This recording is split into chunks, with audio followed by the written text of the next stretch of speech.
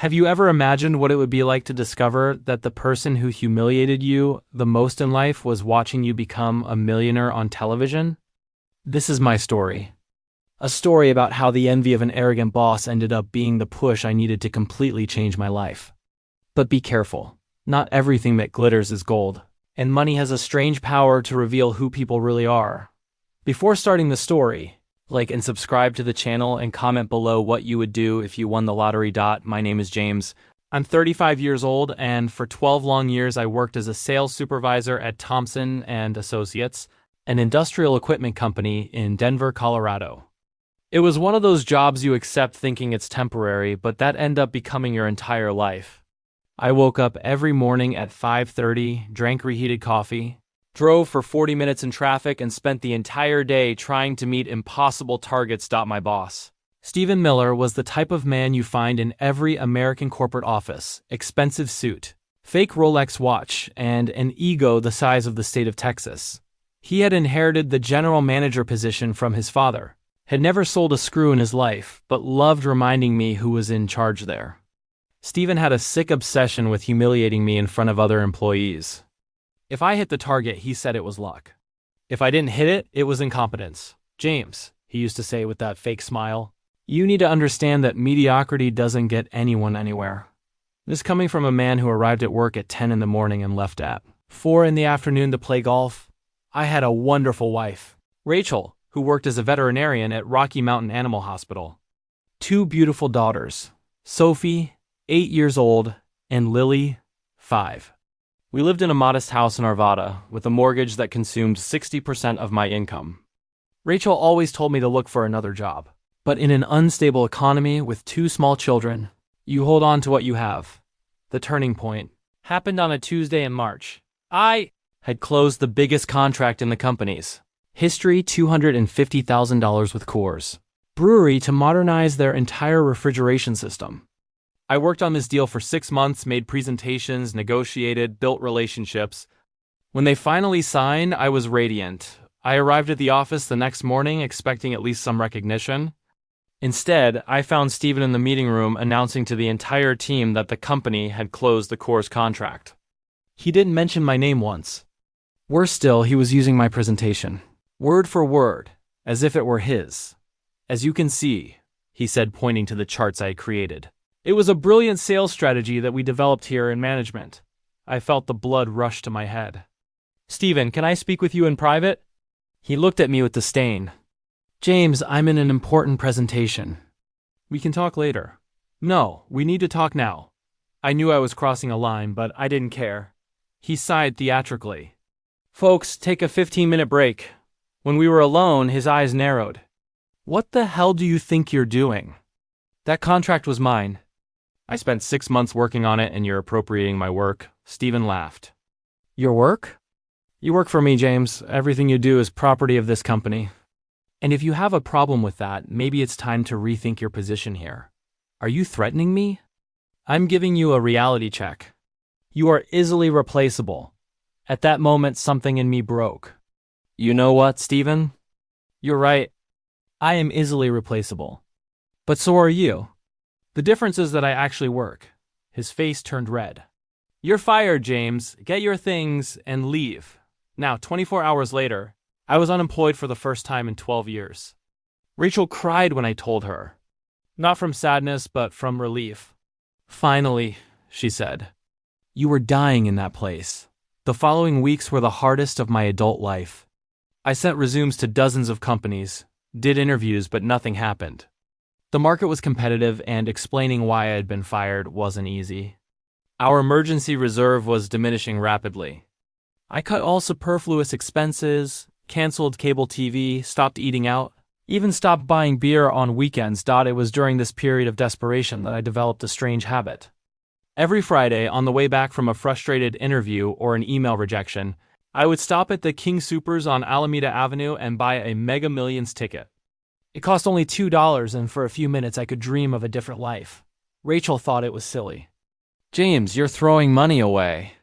$2 a week might not seem like much, but by the end of the year it's over $100. "It's my only dose of hope," I would reply. "Let me have this." The numbers I always played had special meaning. 7, the day Sophie was born. 14, the day Lily was born. 22, the day I married Rachel. 31, my age when I bought our house. And 43, my father's age when he died. The mega ball was always 15, the number on my jersey on the high school baseball team. In May, 2 months after being fired, things were really tight. We already owed a mortgage payment, the credit card was at its limit, and Rachel had started working extra shifts at the hospital. I was considering accepting a part-time job at Home Depot, just to have some income coming in. It was on a Friday, May 23rd, that my life changed forever. I had just left another disastrous interview for a position that paid $15,000 less than I earned before when I stopped at King Soopers as usual.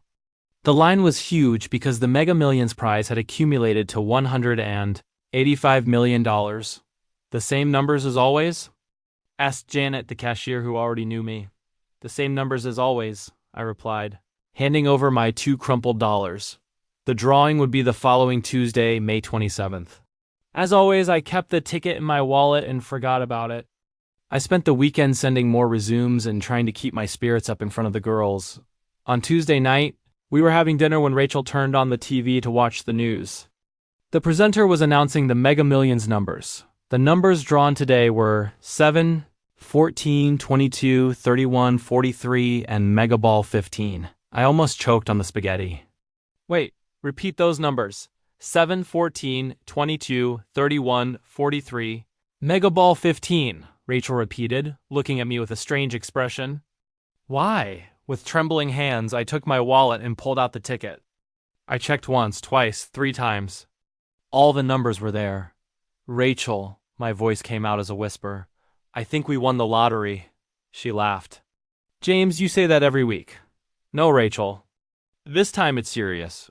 I showed her the ticket. What happened in the following minutes was a blur. Rachel screamed. The girls started jumping, not really understanding what was happening, but feeling our energy. I called the number on the back of the ticket 3 times before I could speak. Yes, the numbers were correct. Yes, there was only one winner. Yes, the prize was $185 million. We didn't sleep that night. We stayed awake planning, dreaming, but also afraid. It was too real to be real, you know? The next morning, we called a lottery specialist lawyer we found online, Douglas Crawford. He guided us through all the legal procedures and advised us to maintain absolute secrecy until everything was official. Colorado allows winners to remain anonymous, he said. I strongly recommend you do that. 3 days later, we were at the Colorado Lottery office in Pueblo to claim the prize. We chose to receive the cash value, $111 million before taxes, $82 million after. Still, it was more money than I had ever dreamed of seeing. The first thing we did was pay off all debts. The mortgage, credit cards, Rachel's car loan, everything zeroed in one morning. The feeling of freedom was indescribable. For the first time in years, I could sleep without worrying about bills. After that, things started to get complicated. No matter how much we tried to keep it secret, the news leaked. Someone, we never found out who, told the local press. Suddenly, our house was surrounded by journalists, our mailbox full of requests for money, and our phone ringing 24 hours a day. The first call that really hurt me came from my older brother, David. We hadn't spoken for 2 years because of a stupid fight about our parents' inheritance. James, he said, as if nothing had happened, I heard about your luck. How about we have lunch tomorrow? David, you haven't spoken to me for 2 years. Man, that's the past. We're family. We arranged lunch at Elway's, an expensive restaurant in downtown Denver. David arrived with a complete business plan for a consulting company he wanted to open. He needed just $500,000 to start. It's a sure investment, James. In 5 years, you would triple that money. I looked at that man who had called me a failure the last time we saw each other and said, David, I need time to think. He turned red. Time to think? I'm your brother, damn it. Exactly.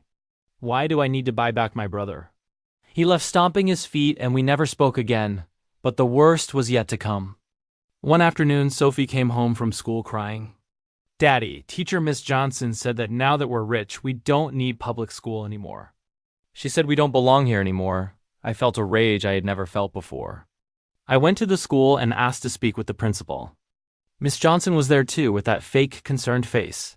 "Mr. Thompson," said the principal, "we understand that your financial situation has changed, and perhaps it would be better for Sophie to be in a more suitable environment." Suitable? My daughter has studied here for 3 years. She loves this school. Has friends here, Miss Johnson interfered. It's just that the other children are asking uncomfortable questions about why Sophie still wears the same clothes, about why you haven't bought a new car, ...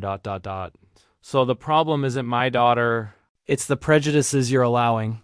I took Sophie out of that school the same day. We found a wonderful private school where she could just be a child, not the daughter of the lottery millionaires. Rachel also started facing problems at the hospital. Some colleague veterinarians, people she had worked with for years, started treating her differently. Why is she still working? She heard in the hallways. If I had that money, I would have stopped long ago. A veterinarian named Carol, who had always been a close friend of Rachel's, confronted her directly. "Rachel, you're being selfish. There's a huge waiting list for veterinarians, and you're taking up someone's spot who really needs it." Rachel came home crying that night. "James, I love my job. I don't want to stop being a veterinarian just because we have money now." "Then don't stop," I said. "Who cares what they think?" But it wasn't that simple. The environment became so toxic that Rachel requested a transfer to another department. Even so, the rumors followed her. Meanwhile, I was discovering that having money doesn't mean having peace. Every day, dozens of letters arrived asking for donations, investments, loans. People I didn't even know showed up at our door with sad stories and outstretched hands. The hardest was when my best friend from college, Robert, came to visit us. Robert and I were inseparable at the University of Colorado. He was my wedding godfather, Sophie's godfather. We always kept in touch, talked every week. "James," he said during dinner, "I need to tell you something. Patricia lost her job 6 months ago, and we're going through difficulties. The house is going to be foreclosed next month." My heart tightened. "Robert, why didn't you tell me before?" "Because we didn't want to bother you." "But now, ... He looked around our new house, which we had bought in Cherry Hills Village. "You have so much, and we have so little." Without hesitation, I offered help. I paid off their mortgage, $120,000, and gave them another $50,000 so they could reestablish themselves. Robert cried with gratitude. "You saved our family," he said. 2 months later, I found out by chance that Robert and Patricia had bought a new Porsche and were planning a vacation in Hawaii. When I called to ask about this, the conversation was embarrassing. "Robert, weren't you going through difficulties?" "James, you gave us the money. We can do whatever we want with it. But you said it was to save the house ... And we saved it. Now we're trying to rebuild our lives." I realized I had been naive. To them, I was no longer friend James. I was rich James, who could solve all their problems. The last straw came when I discovered that Stephen Miller, my ex-boss, was spreading around town that he had fired me because I was stealing from the company. According to him, I had falsified sales reports and diverted commissions. This made me furious.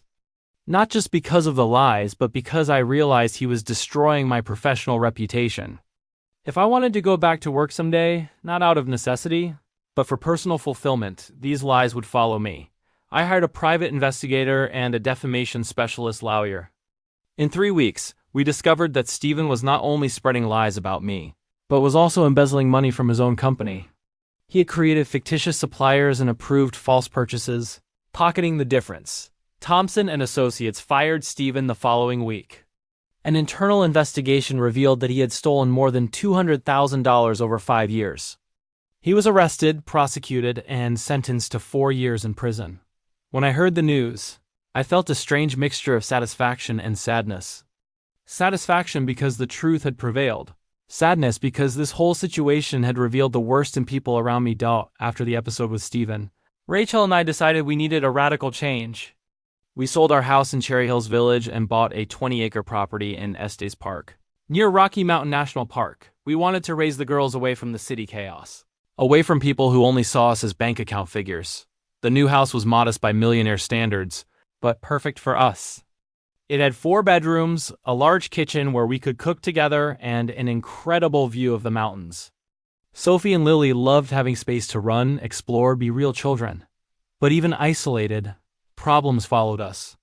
My mother, who lived in Phoenix, started calling every week with financial emergencies. First, the air conditioning broke and she needed $3,000 to fix it. Then, her car had problems, $5,000 more. Then she decided she deserved a vacation and needed $10,000 for a cruise. With each request, I helped.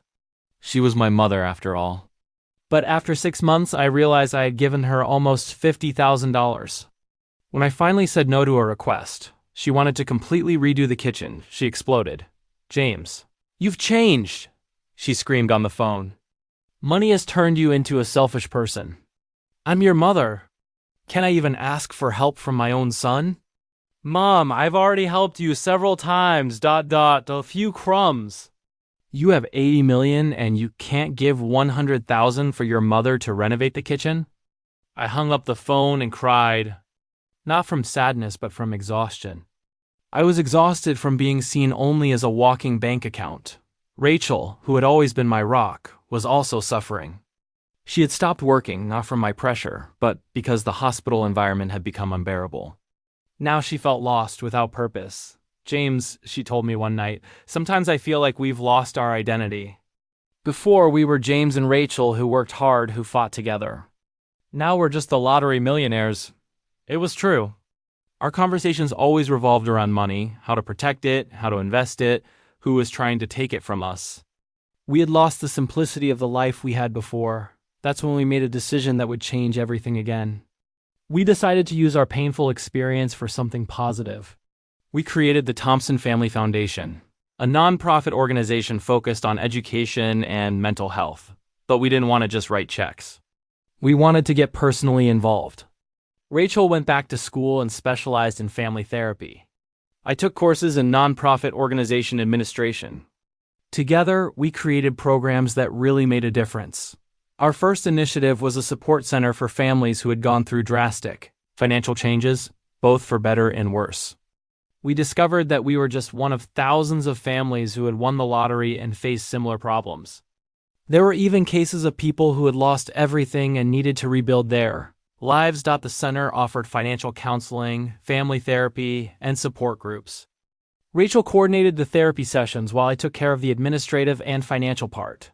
For the first time since we won the prize, we felt we were doing something meaningful. Sophie and Lily grew up in this environment of service to others.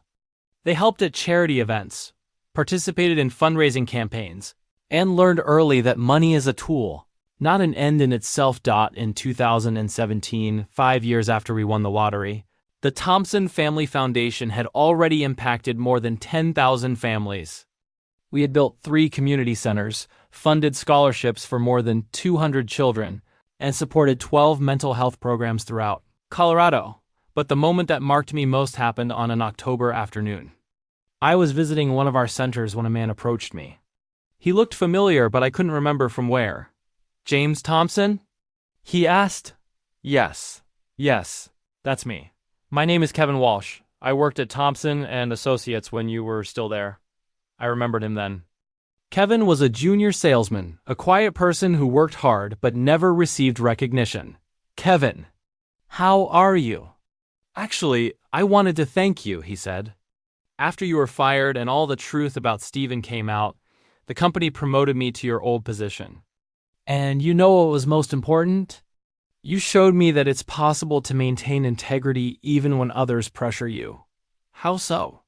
"I was in the room that day when you confronted Steven about the Coors contract. All of us knew the work had been yours, but you were the only one with the courage to speak up. That inspired me to be more honest in my work, to fight for what's right. At that moment, I realized our journey hadn't just been about earning money. It had been about discovering who we really were, both in good times and bad." Kevin continued. "And when I heard that you had created this foundation, I thought that's exactly what I would expect from James. You were always about helping people.